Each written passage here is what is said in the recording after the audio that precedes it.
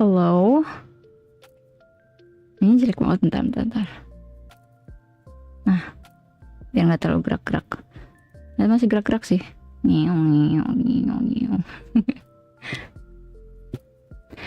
Halo, selamat malam semuanya. Agak ngos-ngosan tadi. Ambil paket dulu ternyata tadi. Ambil paket dulu. Ntar. Not like how this.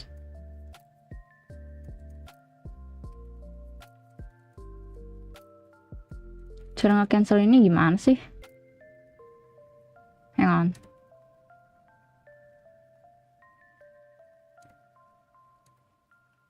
Mate.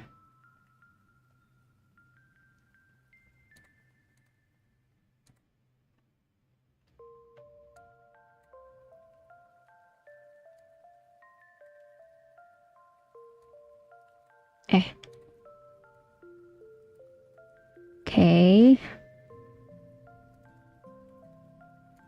Itu lagi bukunya.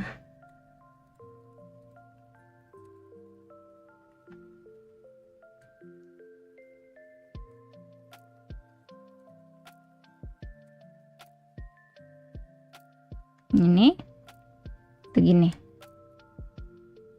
Gini. Sudah waktu kana.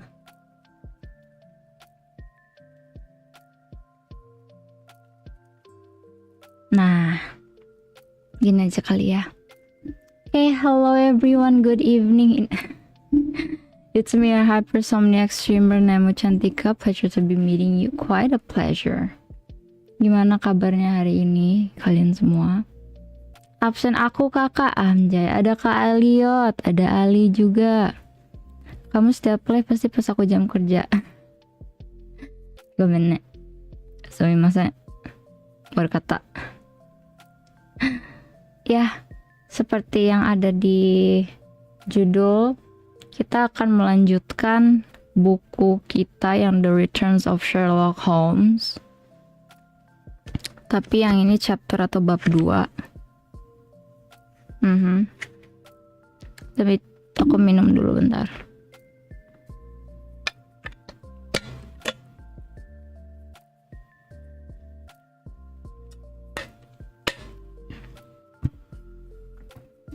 Nah. Dah. Ada berapa orang nih yang lagi nonton? Baru 2 ya. Ya udah. Cetamatan nih.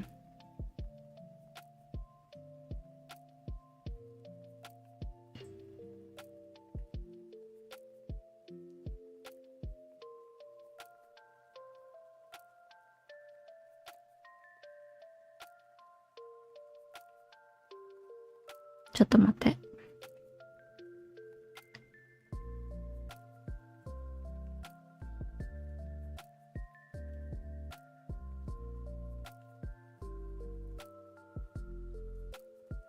Malam-malam Han, selamat datang, welcome to the stream.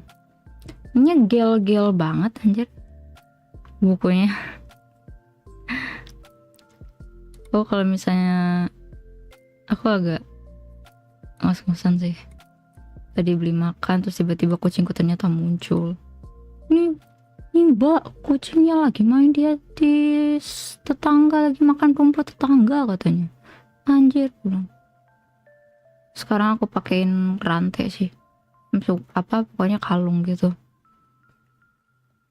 biar takut nggak kenapa-kenapa kalau misalnya dia keluar lagi gitu.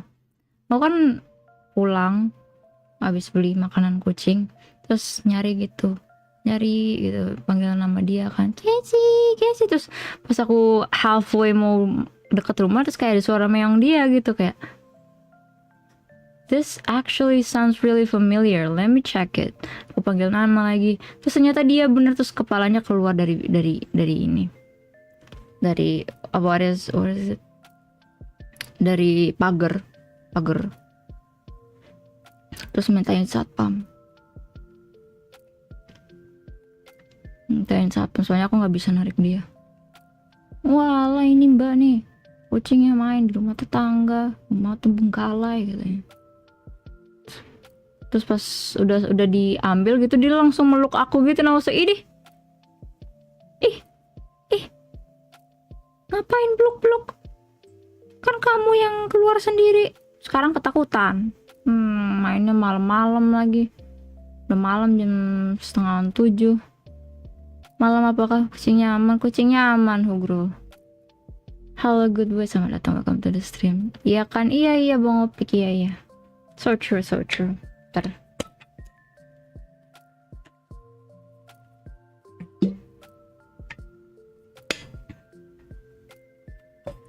Kucingku tuh nggak tahu deh, dia emang manja anak yang manja gitu loh, kayak semau gue gitu. Tapi gue nggak mau ditinggalin gini. Kayak misalnya ini ntar lagi pasti dia nangis nih. Dia lagi di luar kamar soalnya.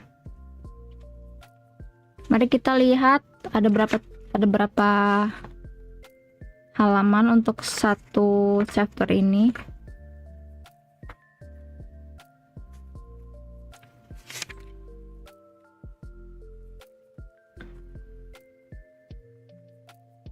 Ada 25-an ya. Tangannya 4. Shh, diem. You see nothing. Oke. Apakah kita mulai saja? Ada 25 halaman sih. I think it would be nice. Tapi kayaknya kalau misalnya aku nggak sampai satu chapter nggak apa-apa ya.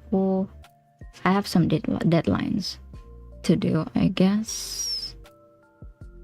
I don't know. Jadi aku usahain satu chapter habis lah ya. Okay, let's move on.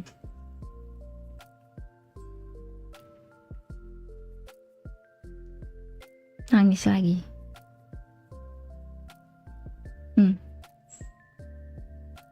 Tuh kan nangis lagi. Bentar ya.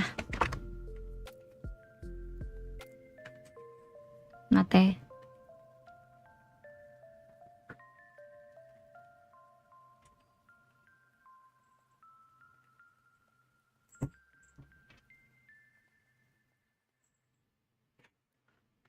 Kalau kalian denger kerincing-kerincingan ya itu dia tuh. Baca buku? Yes, kita baca buku malam ini. Kita baca novel. Tapi novelnya in English ya. Diam situ duduk.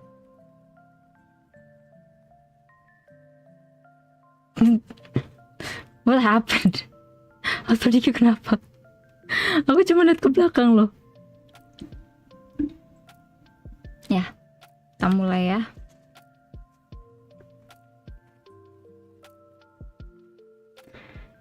From the point of view of the criminal expert, said Mr. Sherlock Holmes, London has become a singularly and uninteresting city since the death of the late lamented Professor Moriarty.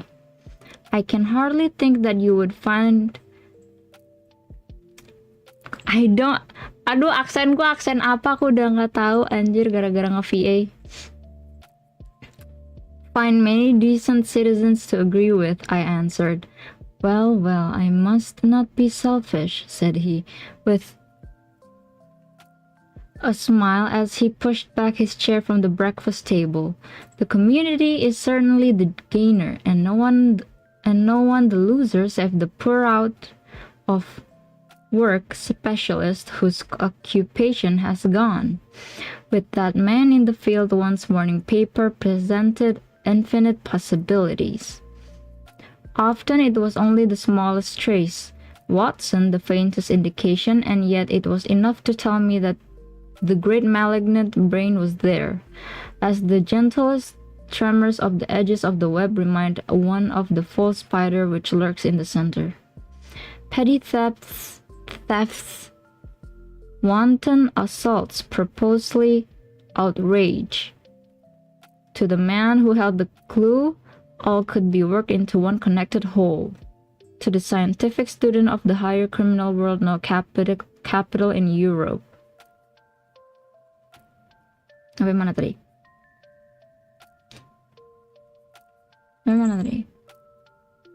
offered the advantages which London then possessed, but now he shrugged his shoulder in humorous deprecation of the state of things which he had himself done so much to produce.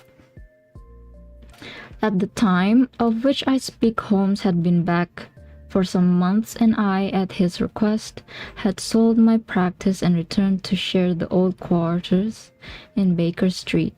A young doctor named Werner had purchased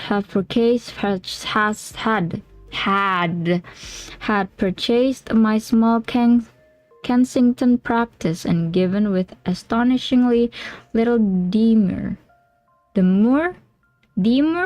the highest price that I ventured to ask, an incident which only explained itself some years later when I found that Werner was a distant relation of Holmes, and that it was my friend who had really found the money.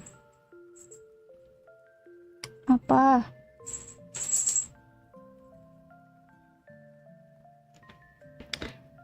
Our months of partnership had not been so uneventful as he had stated, for I find, on looking over my notes, that this period includes the case of papers of ex-President Murillo, and also the shocking affair of the Dutch steamship Friesland, which so nearly cost us both our lives. His cold and proud nature was always averse, however, to anything in the shape of public applause, and he bound me in the most stringent terms to say no further word of himself, his methods, or his success. A prohibition which, as I have explained, has only now been removed. Mr. Sherlock was leaning back in his chair after his whimsical protest, and was unfolding his paper in a leisurely fashion when our attention was arrested by a tremendous ring at the bell, followed immediately by a hollow drumming sound, as if someone were beating on the outer door with his fist. As it opened, there came a tumultuous rush into the hall. Rapid feet clattered up the stair, and an instant later, a wild-eyed and frantic young man, pale, disheveled, and palpitating, burst into the room. He looked from one to the other of us, and under our gaze of inquiry he became conscious that some apology was needed for this unceremonious entry. "I'm sorry, Mr. Holmes," he cried. "Yeah, you mustn't blame me. I am nearly mad. Mr. Holmes, I am the unhappy John Hector Farlane." He made the announcement as if the name alone would explain both his visit and its manner, but I could see by my companion's unresponsive face that it meant no more to him than to me. Tadi udah ngantuk mah, artinya apa itu mah? Iya. Halo Sally, selamat datang, welcome to the stream. Long time no see. Not bad with the accent, you're doing best. Yes, thank you. Lanjut. "Have a cigarette, Mr. McFarlane," said he, pushing his case across. "I am sure that with your symptoms my friend Dr. Watson here would prescribe a sedative. The weather has been so very warm these last few days. Now, if you feel a little more composed, I shall be glad if you would sit down in that chair and tell us very slowly and quietly who you are and what is it that you want. You mentioned your name as if I should recognize you, but I assure you that beyond the obvious facts that you are a bachelor, a solicitor, a Freemason, and an asthmatic, I know nothing whatever about you." Familiar as I was with my friend's method, it was not difficult for me to follow his deductions and to observe the untidiness of attire, the sheaf of legal papers, the watch charm, and the breathing which he had prompt them. Our client, however, stared in amazement. "Yes, I am all that, Mr. Holmes, and in addition I am the most unfortunate man in this moment in London. For heaven's sake, For heaven's sake, don't abandon me, Mr. Holmes. If they come to arrest me before I have finished my story, make them give me time so that I may tell you the whole truth. I could go to Gel happy if I knew that you were working for me outside." "Arrest you?" said Holmes. "This is really most interesting. On what charge do you expect to be arrested?" "Upon the charge of murdering Mr. Jonas Aldeker of Lower Norwood." My companion's expressive face showed a sympathy which was not, I am afraid, entirely unmixed with satisfaction. "Dear me," said he, "it was only this moment at breakfast that I was saying to my friend Dr. Watson that sensational case had disappeared out of our papers." Our visitor stretched forward a quivering hand and picked up the Daily Telegraph, which still lay upon Holmes' knee. "If you had looked at it, sir, you have seen at a glance what the errand is on which I have come to to you this morning. I feel as if my name and my misfortune must be in every man's mouth." He turned it over to expose the central page. "Here it is, and with your permission I will read it to you. Listen to this, Mr. Holmes. The headlines are: Mysterious Affair at Lower Norwood. Disappearance of a well-known builder. Suspicion of murder and arson. A clue to the criminal."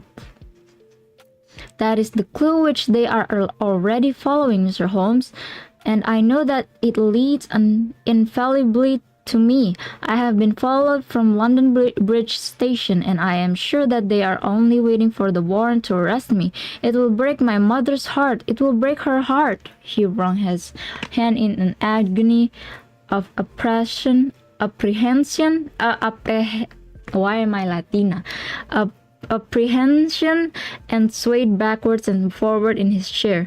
I looked with interest upon this man, who was accused of being the perpetrator of a crime of violence. He was flaxen-haired and handsome in a washed-out negative fashion, with frightened blue eyes and a clean-shaven face with a weak, sensitive mouth. His age may have been about 27, his dress and bearing that of a gentleman. From the pocket of his light summer overcoat protruded the bundle of endorsed papers which proclaimed his profession. "We must use what time we have," said Holmes. "Watson, would you have the kindness to take the paper and read me the paragraph in question?" Underneath the vigorous headlines which our client had quoted, I read the following suggestive narrative. "Late last night, or early this morning, an incident occurred at Lower Norwood which points, it is feared, to a serious crime. Mr. Jonas Aldeker is a well-known resident of that suburb, where he has carried on his business as a builder for many years. Mr. Aldeker is a bachelor, 52 years of age. What do you want, girl? No.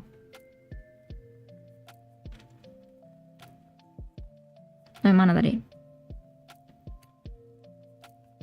He has had the reputation of being a man of eccentric habits, secret... Girl, madam, wait. Madam, you want to go inside or do you want to go outside? Pick one.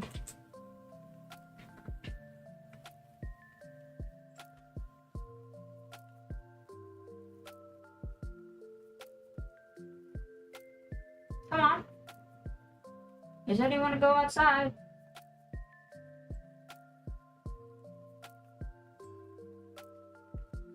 You want to go? What? What do you want? See?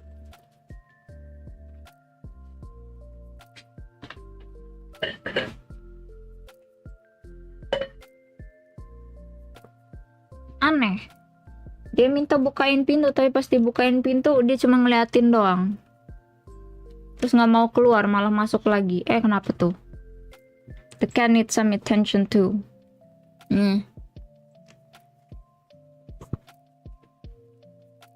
Gimana tadi?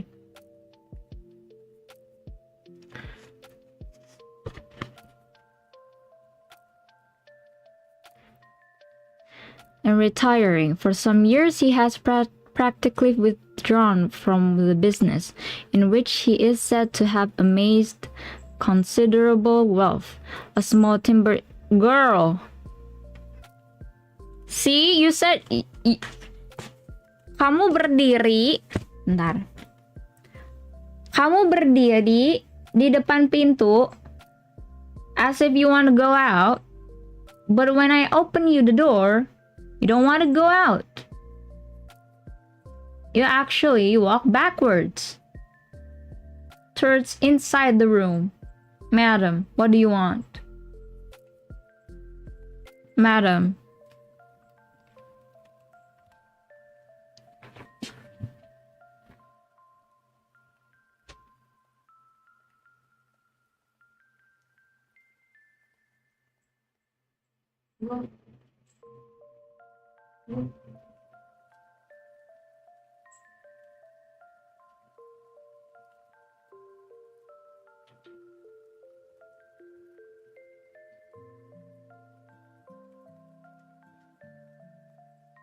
See?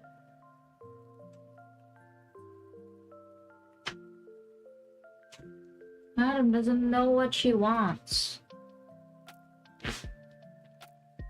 Dia keluar terus masuk lagi. I don't even know what she wants.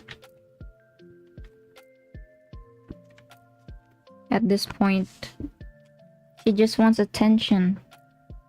But she is stinky and she is dirty.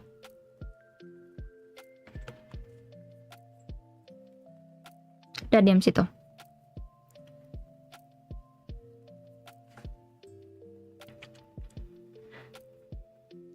A small timber yard still exists, however, at the back of the house, and last night,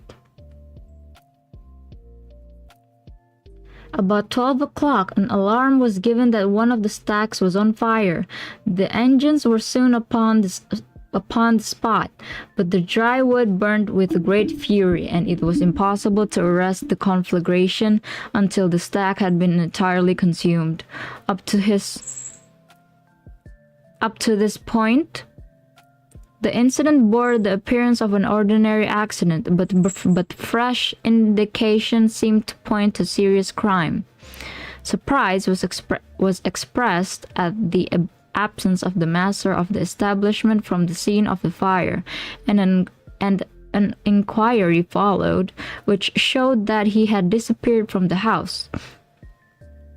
An examination of his room revealed that that the bed had not been slept in, that a safe which stood in it was open, that a number of important papers were scattered about the room, and finally that there were signs of a murderous struggle, slight traces of blood being found with the room, and an oaken walking stick, which also showed stains of blood upon the handle. It is known that Mr. Jonas Oldecker had received a late visitor in his bedroom upon that night, and the stick found has been identified as the property of this person, who is a young London solicitor named John Hector McFarlane, junior partner of Graham and McFarlane of 426 Gresham Buildings. The police believe that they have evidence in their possession which supplies a very convincing motive for the crime, and altogether it cannot be doubted that sensational developments will follow. Later, it is rumored as we go to press that Mr. John Hector McFarlane has actually been arrested on the charge of the murder of Mr. Jonas Oldecker. It is at least certain that a warrant has been issued. There have been further and sinister developments in the investigation at Norwood. Besides the signs of a struggle in the room of the unfortunate builder, it is now known that the French windows of his bedroom, which is on the ground floor, were found to be open, that there were marks of as if some bulky object had been dragged across to the woodpile, and finally, it is asserted that the charred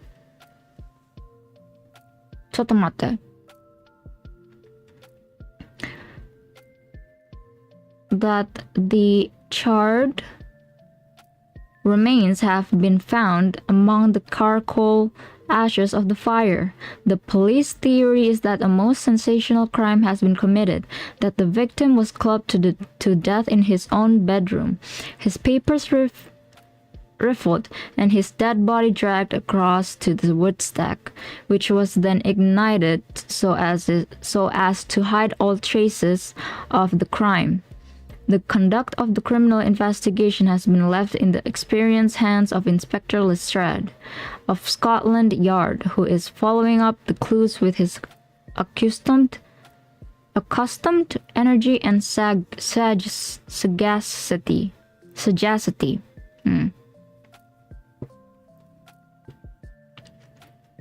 Sherlock Holmes listened with closed eyes and fingertips together to this remarkable account.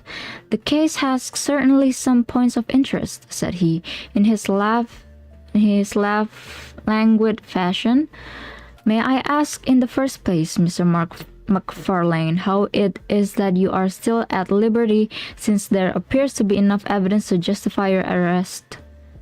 To justify your arrest. "I live at Torrington Log, Blackheath, with my parents, Mr. Holmes, but last night, having to do business very late with Mr. Jonas Aldercare, I stayed at an hotel in Norwood and came to my business from there. I knew nothing of this affair until I was in the train. When I read what you have just heard, I at once saw the horrible danger of my position, and I hurried to put the case into your hands. I have no doubt that I should have been arrested either at my city office or at my home. A man followed me from London Bridge Station, and I have no doubt." "Great heaven, what is that?" It was a clang of the bell, followed instantly by heavy steps upon the stair. A moment later, our old friend Lestrade appeared on the doorway. Over his shoulder, I caught a glimpse of one or two ununiformed policemen outside. "Mr. John Hector McFarlane," said Lestrade. Our unfortunate client rose with a ghastly face. "I arrest you for the willful murder of Mr. Jonas Aldercare of Lower Norwood." McFarlane turned to us with a gesture of despair and sank into his chair once more like one who is crushed. "One moment, Lestrade," said Holmes. "Half an hour more or—" "I'm not gonna open you the door. Half an hour more or less can make no difference to you, and a gentleman was about to give us an account of this very interesting affair, which might aid us in clearing it up." "I think there will be no difficulty in clearing it up," said Lestrade. "See, she wants to get outside."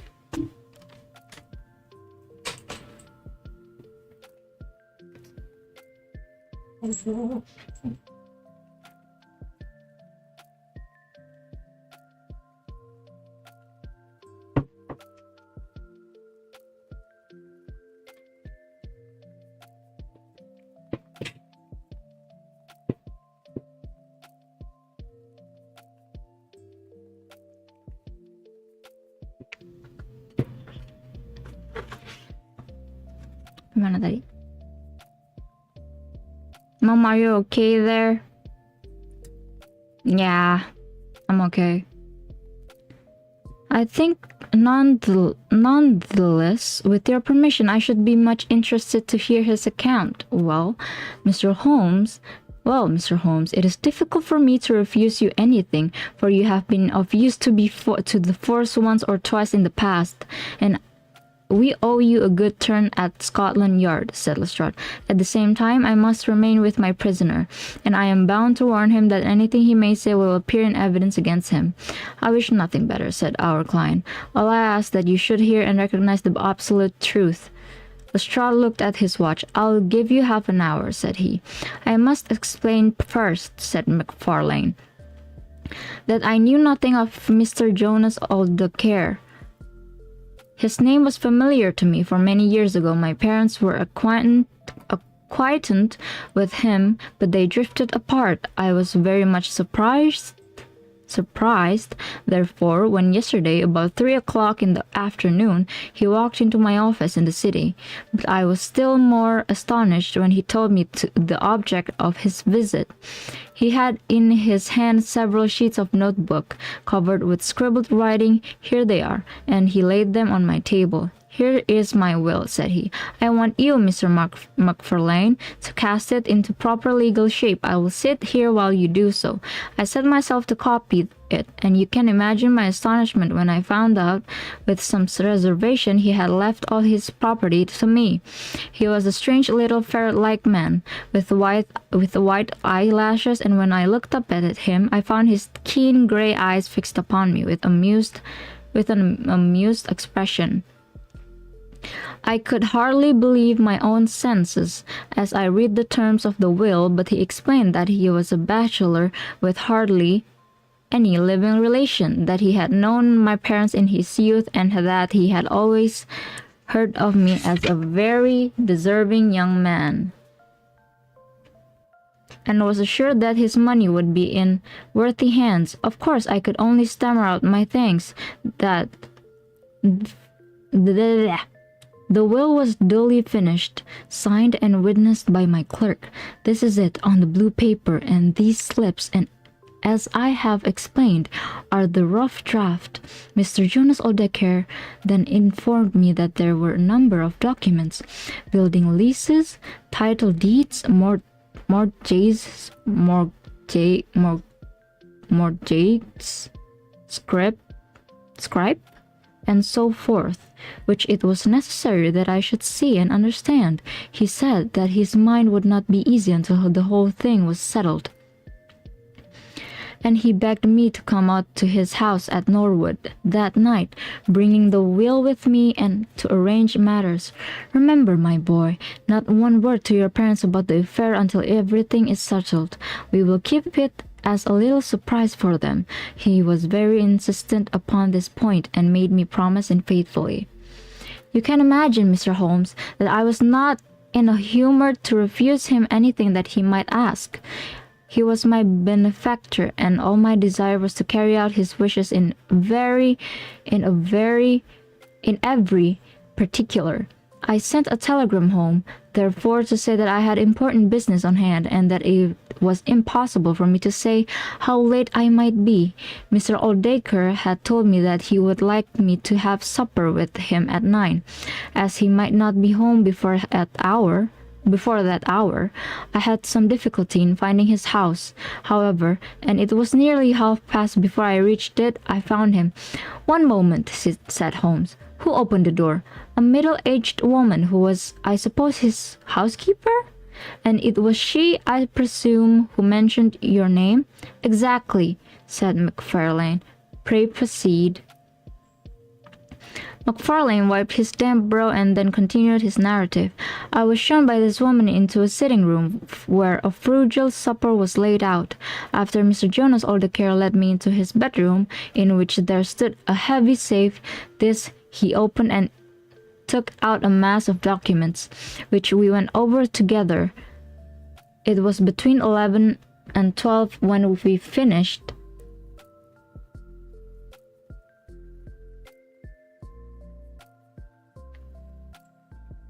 He remarked that we must not disturb the housekeeper. He showed me out through his own French window, which had been open all this time. Was the blind down? Asked Holmes. I will not be sure, but I believe that it was only half down. Yes, I remember how he pulled it up in order to swing open the window. I could not find my stick, and he said, "Never mind, my boy, I shall see a good deal of you now. I hope, and I will keep your stick until you come back to claim it." I left him there, the safe open, and the papers made up in packets upon the table. It was so late that I could not get back to Blackheath, so I spent the night at the Annerley Arms, and I knew nothing more until I read of this horrible affair in the morning. "Anything more that you would like to ask, Mr. Holmes?" said Lestrade, whose eyebrows had gone up once or twice during this remarkable explanation. Not until I have been to Blackheath. You mean to Norwood? Oh, yes, no doubt that is what I must have meant, said Holmes.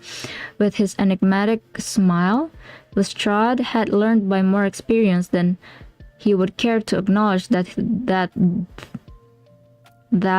razor-like brain could cut through that which was impenetrable to him. I saw him look curiously at my companion. I think I should like to have a word with you presently, Mr. Sherlock Holmes, said he. Now, Mr. Macfarlane, two of my constables are at the door, and there is a four-wheeler waiting. The wretched young man arose, and with a last beseeching glance at us, walked from the room. The officers conducted him to the cab, but Lestrade remained. Kabasa luar sih kan kamu WNI. Emang kenapa kalau aku WNI nggak bisa bahasa Inggris? Emang nggak boleh. Holmes had picked up the pages which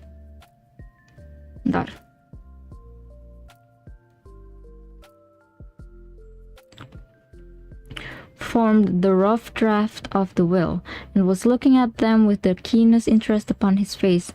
There are some points about that document, Lestrade, are there not? Said he, pushing them over. The official looked at them with a puzzled expression. I can read the first few lines, and these in the middle of the second page, and one or two at the end. Those are as clear as print, said he. But the writing in between is very bad, and there are 3 places where I cannot read at all. What do you make of that? Said Holmes. Well, what do you make of it? That was written in the train.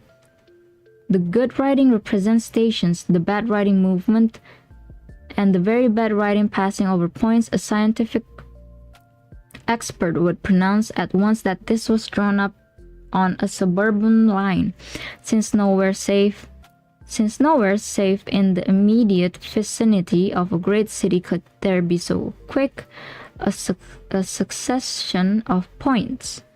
Granting that his whole journey was occupied in drawing up the will, then the train was an express, only stopping once between Norwood and London Bridge. Lestrade began to laugh. You are too many for me when you begin to get on your theories, Mr. Holmes, said he. How does this bear on the case? Well, it corroborates the young man's story to the extent that the will was drawn up by Jonas Oldacre. In his journey yesterday, it is curious, is it not, that a man should draw up so important a document in so haphazard a fashion.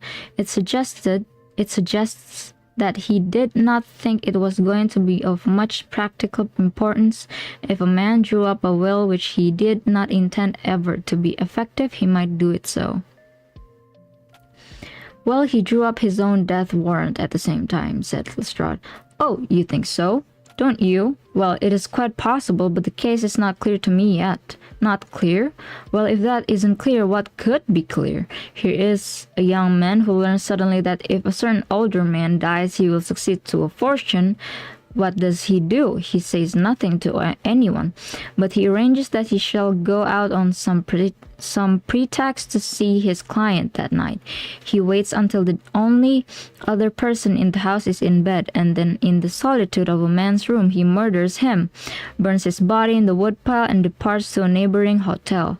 The blood stains in the room and also on the stick are very slight. Is it probable that he imagined his crime to be a bloodless one, and hoped that if the body were consumed, it would hide all traces of the method of his death? Mataku nutup terus ya, bentar deh.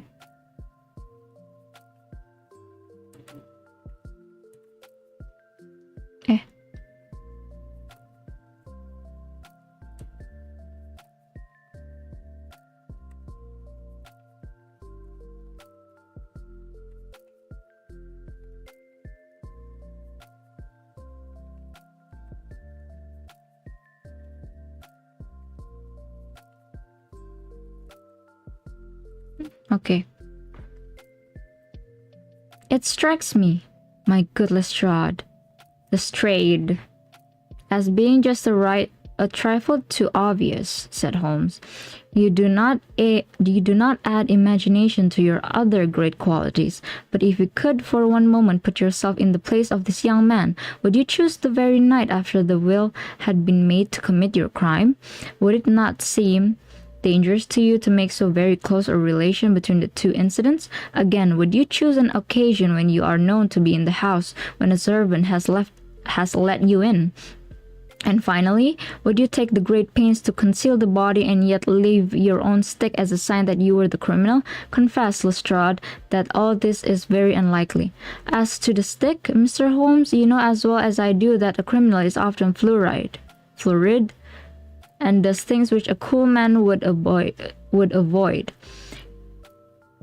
He was very likely afraid to go back to the room. Give me another theory that would fit the facts. I could very easily give you half a dozen, said Holmes. Here, for example, is a very possible and even probable one. I make you a free present of it.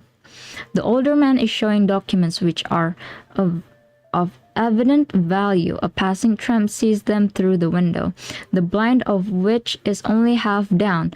Exit the solicitor, enter the tramp. He seizes a stick, which he observed there, kills Oldacre, and departs after burning the body. Why should Tramp burn the body? For the matter of that, why should McFarlane? To hide some evidence? Possibly the tramp wanted to hide that any murder at all had been committed. And why did the tramp take nothing? Because they were papers that he could not negotiate. Lestrade shook his head. Though it seemed to me that his manner was less absolutely assured than before. Well, Mr. Sherlock Holmes, you may look for your tramp, and while you are finding him, we will hold on to our man.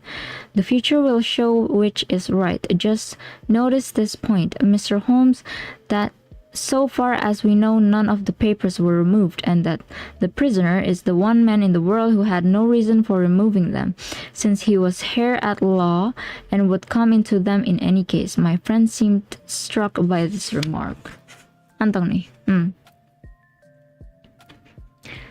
I don't mean to deny that the evidence is in some ways very strongly in favor of the theory, said he. I only wish to point out that there are other theories possible. As you say, the future will decide. Good morning. Good morning. I dare say that in the course of the day I shall drop in that Norwood and see how you are getting on. When the detective departed, my friend rose and made his preparations for the day's work with the alert air of a man who has a congenial task before him. My first movement, Watson, said he, as he bustled into his frock coat, must, as I said, be in the direction of Blackheath. And why not Norwood? Because we have in this case one singular incident coming close to the heels of another singular incident. The police are making the mistake of concentrating their attention upon the second because it happens to be the one which is actually criminal, but it is evident to me that the logical way to approach the case is to begin by trying to throw some light upon the first incident, the curious will so suddenly made and to so unexpected and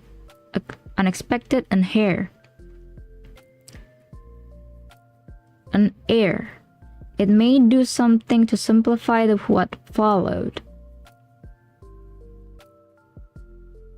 ちょっと待って。No, my dear fellow, I don't think you can help me. There is no prospect of danger, or I should not dream of stirring out without you. I trust that when I see you in the evening, I will be able to report that I have been able to do something for this unfortunate youngster who has thrown himself upon my protection. It was late my friend returned, and I could see by a glance at his haggard and anxious face that the high hopes with which he had started had not been fulfilled. For an hour he droned away upon his violin, endeavoring to soothe his own ruffled spirit. At last, he flung down the instrument and plunged into a detailed account of his misadventures. "It's all going wrong, Watson, all as wrong as it can go. I kept a bold face before Lestrade, but upon my soul, I believe that for once the fellow is on the right track and we are on the wrong.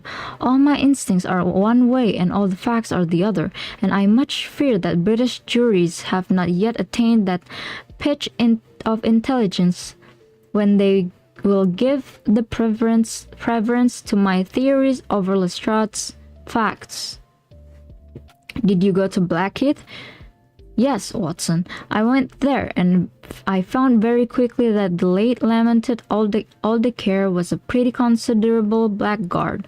The father was away in search of his son. The mother was at home, a little fluffy blue-eyed person in a tremor of fear and indignation. Of course she would not admit even the possibility of his guilt, but she would not express either surprise or regret over the fate of Aldecare.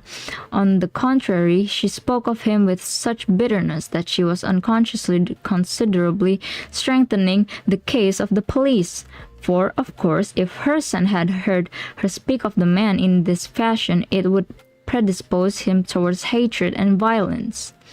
He was more like a malignant and cunning ape than a human being," said he, "and he always was ever since he was a young man." "You knew him at that time?" said I. "Yes, I knew him well. In fact, he was an old suitor of mine.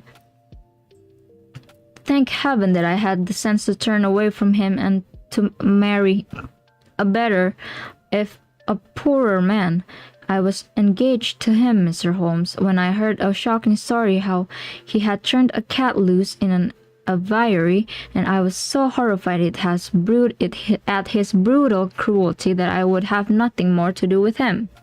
She rummaged in a bureau, and presently she produced a photograph of a woman, shamefully defaced and mutilated with a knife.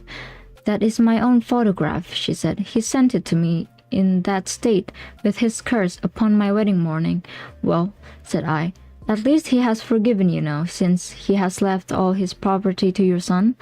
"Neither my son nor I want anything from Jonas Aldecare, dead or alive. Dead or alive," she cried with a proper spirit. "There is a God in heaven, Mr. Holmes, and that same God who has punished that wicked man will show in his own good time that my son's hands are guiltless of his blood. Well, I tried one or two leads, but could get anything which would help our hypothesis, and several points which would make against it. I gave it up at last, and off I went to Norwood. This place, Deep Dean House, is a big modern villa of staring brick standing back in its own grounds, with a laurel-clumped lawn in front of it. To the right and some distance back from the road was the timber yard which had been the scene of the fire. Here's a rough plan on a leaf of my notebook. This window on the left is the one which opens into Aldecare's room. You can look into it from the road, you see. That is the only bit of consolation I have had today. Lestrade was not there, but his head constable did the honors. They had just made a great treasure trove. They had spent the morning raking among the ashes of the burnt woodpile, and besides the charred organic remains, they had secured several discolored metal discs. I examined them with care, and there was no doubt that they were trouser buttons. I even distinguished that one of them was marked with the name of Hyams, who was Aldecare's tailor. I then worked the lawn very carefully for signs and traces, but this drought has made everything as hard as iron. Nothing was to be seen save that some body or bundle had been dragged through a low privet hedge, which is in a line with the woodpile. All that, of course, fits in with the official theory. I crawled with the official theory. I crawled about the lawn with an August sun on my back, but I got up at the end of an hour no wiser than before. Well, after this fiasco, I went into the bedroom and examined that also. The bloodstains were very slight, were mere smears and discolorations, but undoubtedly fresh. The stick had been removed, but there also the marks were slight. There is no doubt about the stick belonging to our client. He admits it. Footmarks of both men could be made out on the carpet, but none of any third person, which again is a trick for the other side. They were piling up their score all the time and we were at a standstill. Bentar, aku minum dulu.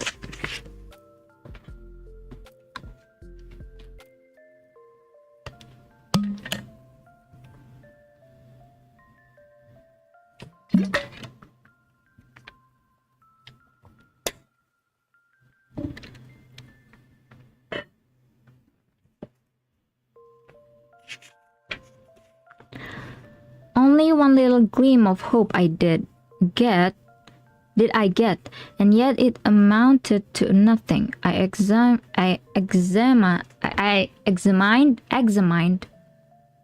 the contents of the safe, most of which had been taken out and left on the table.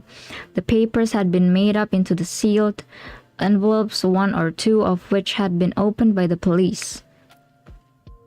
They were not, so far as I could judge, of any great value, nor did the bank book show that Mr. Oldacre was in such very affluent circumstances.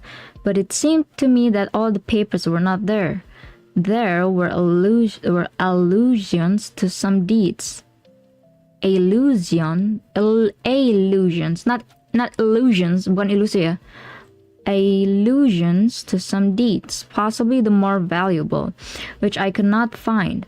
This, of course, is if we could definitely prove it, would turn Lestrade's argument against himself, for who would steal a thing if he knew that he would shortly inherit it? Finally, having drawn every other cover and picked up no scent, I tried my luck with the housekeeper. Mrs. Lexington is her name. A little dark, silent person with suspicious and sidelong eyes. She could tell us something if she would, I am convinced of it, but she was as close as wax. Yes, she had let Mr. McFarlane in at 9:30. She wished her hand had withered before she had done so. She had gone to bed at 10:30. Her room was at the other end of the house, and she could hear nothing of what passed. Mr.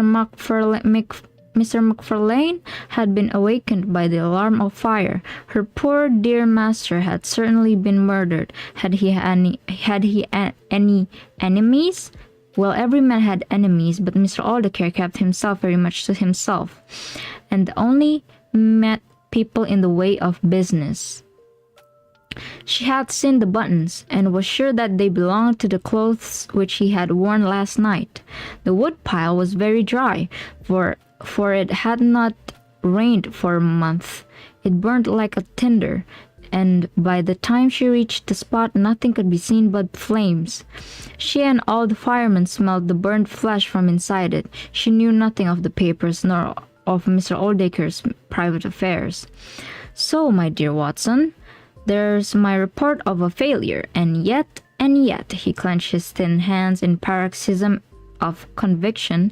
I know it's all wrong. I feel it in my bones. There is something that has not come out, and that housekeeper knows it. There was a sort of sulky defiance in her eyes, which only goes with guilty knowledge. However, there's no good talking any more about it, Watson, but unless some lucky chance comes our way, I fear that the Norwood disappearance case will not figure in that chronicle of our success, which I foresee that a patient public will sooner or later have to endure. Surely, said I, the man's appearance would go far with any jury? That is a dangerous argument, my dear Watson. You remember that terrible murderer, Bert Stevens, who wanted us to get him off in 1887? Was there ever a more mild-mannered Sunday school young man? It is true. Unless we succeed in establishing an alternative theory, this man is lost. You can hardly find a flaw in that case which can now be presented against him, and all further investigation has served to strengthen it. By the way, there is one curious little point about those papers, which may serve us the starting point for an inquiry. On looking over the bank book, I found that the low state of the balance was principally due to large checks which have been made out during the last year to Mr. Cornelius. I confess that I should be interested to know who this Mr. Cornelius may be, with whom a retired builder has such a very large transactions. Is it possible that he has had a hand in the affair? Cornelius might be a broker, but we have found no script to correspond with these large payments. Failing any other indications, my researches must now take the direction of an inquiry at the bank for the gentleman who has cashed these checks. But I fear, my dear fellow, that our case will end ingloriously by Lestrade hanging our client, which will certainly be a triumph for Scotland Yard. Mix explain, mix gold lane. What? What? What do you think of this, Watson? Simon. I do not know how far Sherlock Holmes took any sleep that night, but when I came down to breakfast, I found him pale and harassed. His bright eyes the brighter for the dark shadows round them. The carpet around his chair was littered with cigarette ends and with the early editions of the morning papers. An open telegram lay upon the table. What do you think of this, Watson? He asked, tossing it across it. It was from Norwood and read as follows. Important fresh evidence to hand. McFarlane's guilt definitely established. Advise you to abandon case. This sounds serious, said I. It is Lestrade's little cockadoodle of victory, Holmes answered, with a bitter smile. And yet it may be premature to abandon the case. After all, important fresh evidence is a two-edged thing, and may possibly cut in a very different direction to that which Lestrade imagines. Take your breakfast, Watson, and we will go out together and see what we can do. I feel as if I shall need your company and your moral support today. My friend had no breakfast himself, for it was one of his peculiarities that in his more intense moments he would permit himself no food, and I have known him presume upon his iron strength until he has fainted from pure inanition. Inanition. That's new. At present, I cannot spare energy and never force for digestion, he would say in answer to my medical remonstrances. I was not surprised, therefore, when this morning he left his untouched meal behind him and started with me for Norwood. A crowd of morbid sightseers were suburban's villa as I had pictured. Within the gates Lestrade met us, his face flushed with victory, his manners grossly triumphant. Well, Mr. Holmes, have you proved us to be wrong yet? Have you found your tramp? I have formed no conclusions whatever, my companion answered, but we formed ours yesterday, and now it proves to be correct, so you must acknowledge that we have been a little in front of you this time, Mr. Holmes. You certainly have the air of something unusual having occurred. said Holmes. Lestrade laughed loudly. "You don't like being beaten any more than the rest of us do," said he. "A man can't expect always to have it his own way, can he, Dr. Watson? Step this way, if you please, gentlemen, and I think I can convince you once for all that it was John McFarlane who did this crime." He led us through the passage and out into a dark hall beyond. "This is where young man McFarlane must have come out to get his hat after the crime was done," said he. "Now look at this." With dramatic suddenness, he struck a match and by its light exposed a stained blood upon a whitewashed wall. As he held the match near, I saw that it was more than a stain. It was the well-marked print of a thumb. "Look at that with your magnifying glass, Mr. Holmes." "Yes, I am doing so. You are aware that no two thumb marks are alike. I have heard something of the kind. Well then, will you please compare the print with this wax impression of young McFarlane's right thumb, taken by my orders this morning?" As he held the waxen print close to the blood stain, it did not take a magnifying glass to see that the two are undoubtedly from the same thumb. It was evident to me that our unfortunate client was lost. "That is final," said Lestrade. "Yes, that is final," I involuntarily echoed.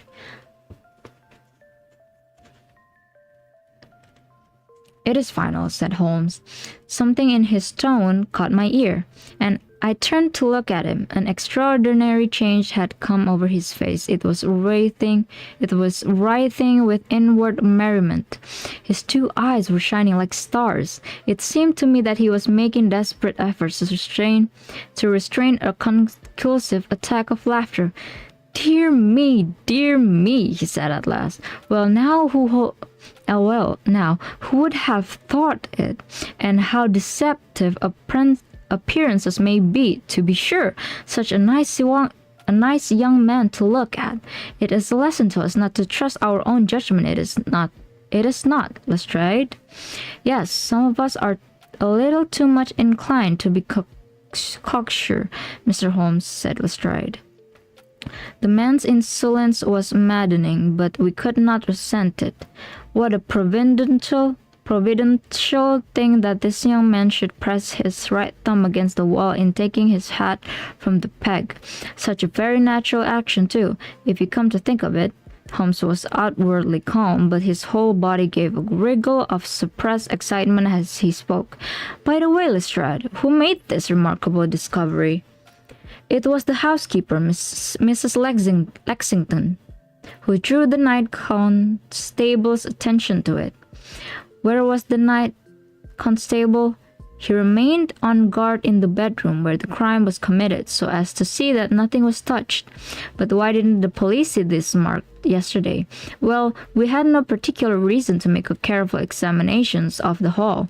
Besides, it's not in a very prominent place, as you see." No, of course not. I suppose there is no doubt that the mark was there yesterday?" Lestrade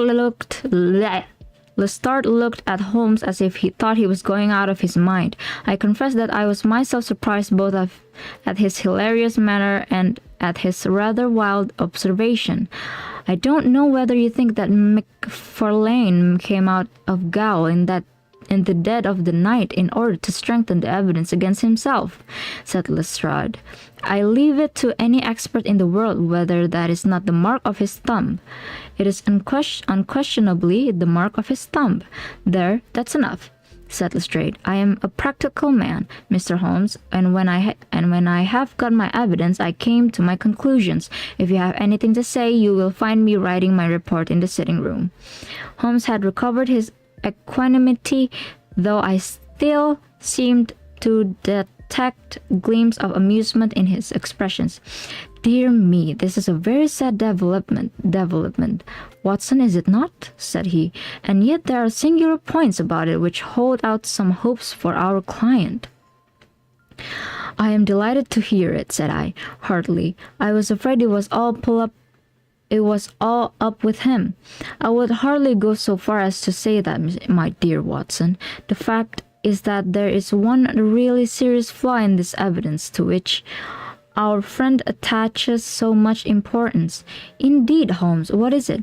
Only this, that I know that mark was not there when I examined the hall yesterday. And now, Watson, let us have a little stroll around in the sunshine. With a confused brain, but with a heart into which some warmth of hope was returning, I accompanied my friend in a walk around the garden. Holmes took each phase of the house in turn and examined it with great interest. He then led the way inside and went over the whole building from basement to attics.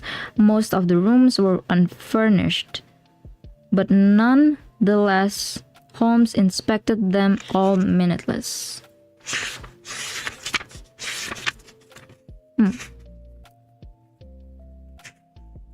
Finally, on the top corridor, which ran outside 3 untenanted bedrooms, he again was seized with a spasm of merriment. There are really some very unique features about this case, Watson, said he. I think it is time now that we took our friend Lestrade into our confidence. He has had his little smile at our expense, and perhaps we may do as much by him as if my reading of this problem proved to be correct. Yes, I think I see how we should approach it. The Scotland Yard inspector was still writing in the parlor when Holmes interrupted him. I understood that you were writing a report of this case, said he. So I am. Don't you think that I may be a little premature? I can't help thinking that your evidence is not complete. Lestrade knew my friend too well to disregard his words. He laid down his pen and looked curiously at him. What do you mean, Mr. Holmes? Only that there is an important witness whom you have not seen. Can you produce him? I think I can. Then do so. I will do my best. How many constables have you? There are 3 within call. Excellent, said Holmes. May I ask if they are all large, able-bodied men with powerful voices? I have no doubt they are, though I fail to see what their voices have to do with it. Perhaps I can help you to see that and one or 2 other things as well, said Holmes. Kindly summon your men, and I will try. 5 minutes later, 3 policemen had assembled in the hall. In the outhouse, you will find a considerable quantity of straw, said Holmes. I will ask you to carry in 2 bundles of it. I think it will be of the greatest assistance in producing the witness whom I require.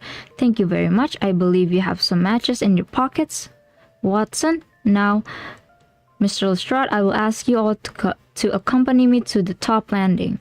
As I have said, there was a broad corridor there, which ran outside 3 empty bedrooms. At one end of the corridor, we were all marshaled by Sherlock Holmes, the constable grinning, and Lestrade staring at my friend with amazement, expectations, and derision. Chasing each other across his features, Holmes stood before us with the air of conjurer who is performing a trick.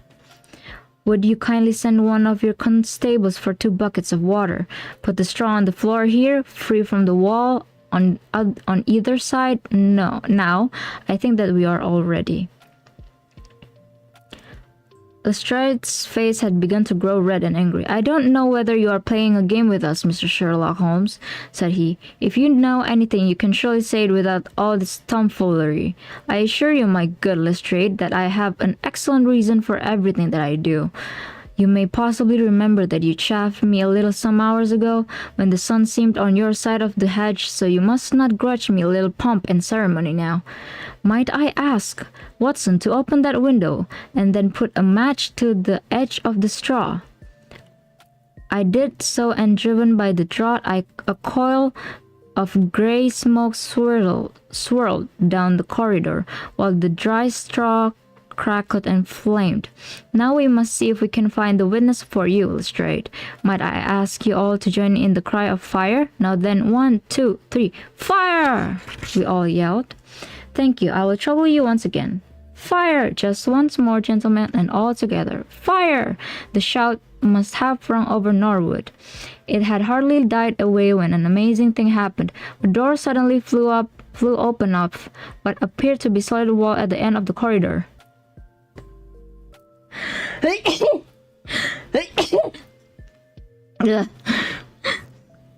And a little wizened man darted out of it like a rabbit out of its burrow.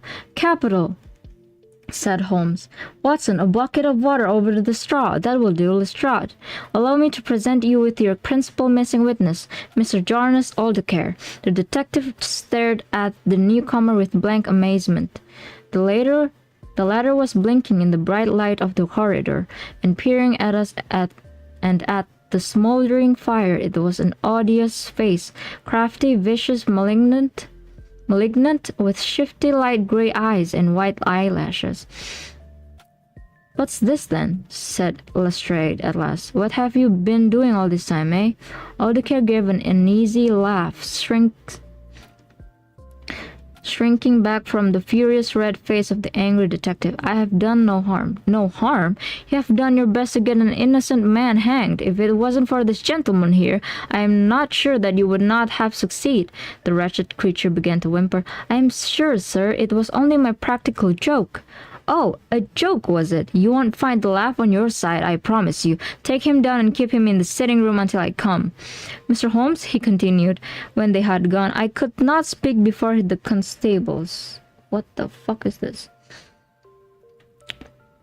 But I don't mind saying, in the presence of Dr. Watson, this is the brightest thing that you have done yet.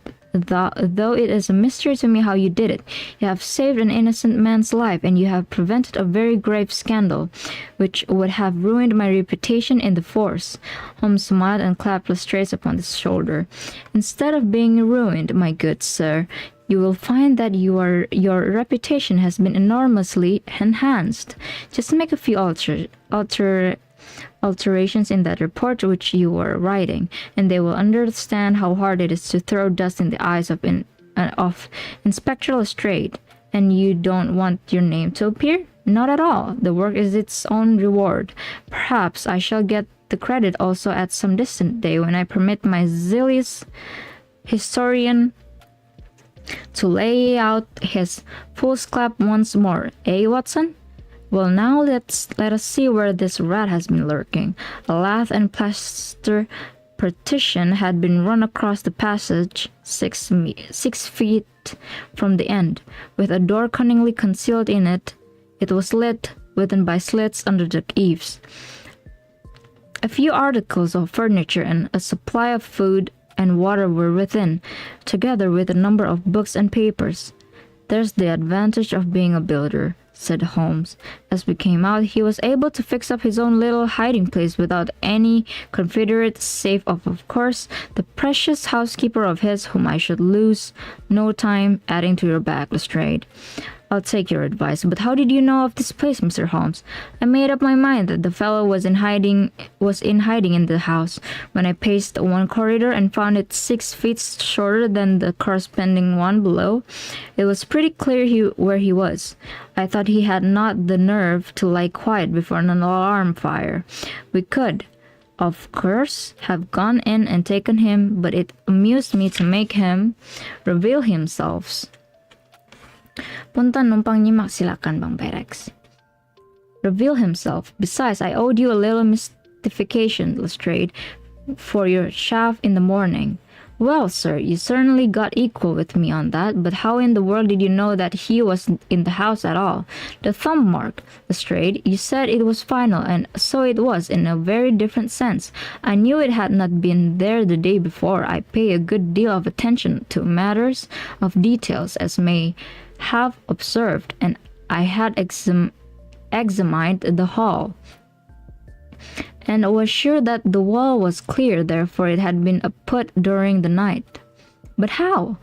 Very simply, when those packets were sealed up, Jonas Aldecair got MacFarlane to secure one of the seals by putting his thumb upon the soft wax.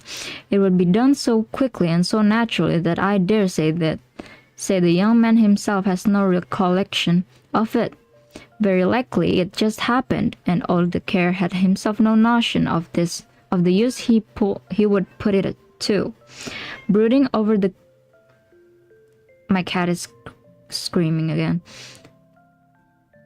It was the simplest thing in the world for him to take a wax impression from the seal, to moisten it in as much blood as he could get from a pinprick, and to put the mark upon the wall during the night, either with his own hand or with that of his housekeeper. If you examine among those documents which he took with him into his retreat, I will lay you a wager that you find the seal with the thumb mark upon it. Wonderful, said Lestrade. Wonderful, it's all as clear as crystal now, as you put it. But what is the object of this deep deception, Mr. Holmes? It was amusing to me to see how the detective's overbearing manner had changed suddenly to that child asking questions of its teacher. Well, I don't think that is very hard to explain. A very deep malicious, vindictive person in the gentleman who is now awaiting us downstairs.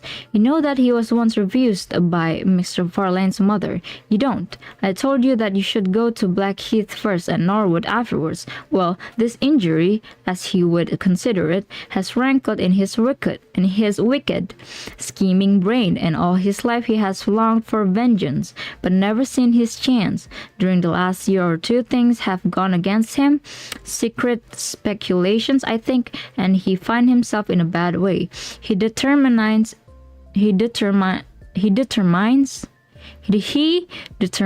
to swindle his creditors, and for this purpose he pays large checks to a certain Mr. Cornelius, who is, I imagine, himself under another name. I have not traced these checks yet, but I have no doubt that they were banked under that name at some provincial town where old Decker from time to time led a double existence. He had intended to change his name altogether, draw this money, and vanish starting life again elsewhere. Well, that's likely enough. It would strike him that in disappearing he might throw all pursuit off this track, and at the same time have an ample and crushing revenge upon his old sweetheart. If he could give the impression that he had been murdered by her only child, it was a masterpiece of villainy, and he carried it out like a master. The idea of the will, which would give an obvious motive for the crime, the secret visit unknown to his own parents, the retention of the stick, the blood and the animal remains and buttons in the wood pile, all were admirable. It was a net from which it seemed to me a few hours ago that there was no possible escape, but he had not that supreme gift of the artist, the knowledge of when to stop. He wished to improve that which was already perfect, to draw the rope tighter yet around the neck of his unfortunate victim, and so he ruined all. Let us descend, Lestrade. There are just one or two questions that I would ask him. The malignant creature was seated in his own parlour with a policeman upon each side of him. It was a joke, my good sir, a practical joke, nothing more, he whined incessantly.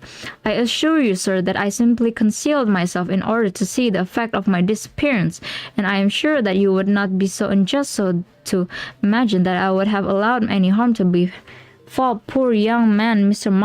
McFarlane. That's for a jury to decide, said Lestrade.